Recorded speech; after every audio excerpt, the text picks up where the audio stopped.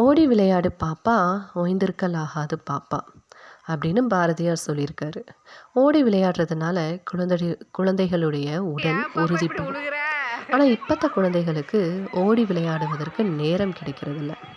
ஆனால் ஓடி விளையாடுறதுனால என்ன நன்மைகள் இருக்குது அப்படின்றது பார்க்கலாமா? முதலாவதாக தசைகள் உறுதிப்படும். அவர்களுடைய எலும்பு வளர்ச்சியடையும், நரம்பு வளர்ச்சியடையும், எல்லா உறுப்புகளும் சீராக செயல்படும்.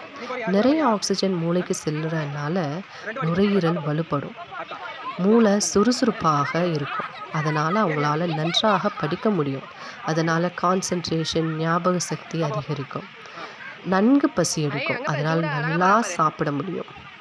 உடலில் இருக்கிற கழிவுகள் வியர்வையின் மூலமாக வெளியேறும்.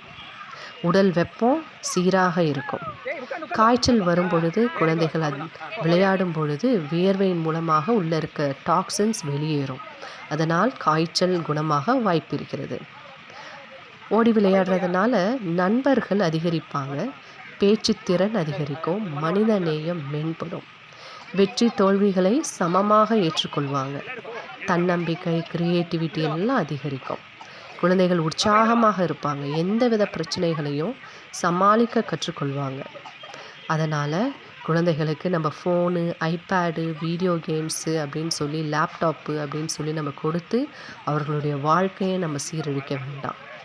குழந்தைகளை நிறைய பேர் ஏசி ரூம்லேயே வச்சுருப்பாங்க, வீட்டுக்குள்ளேயே வச்சுருப்பாங்க.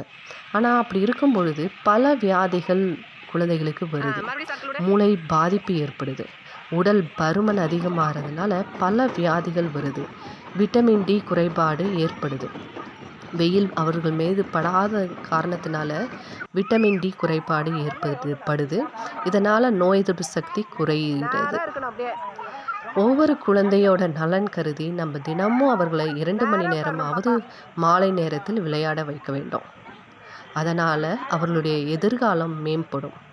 உடல் நலத்தையும், மனநலத்தையும், சமூக நலத்தையும் கொடுக்கும். நன்றி.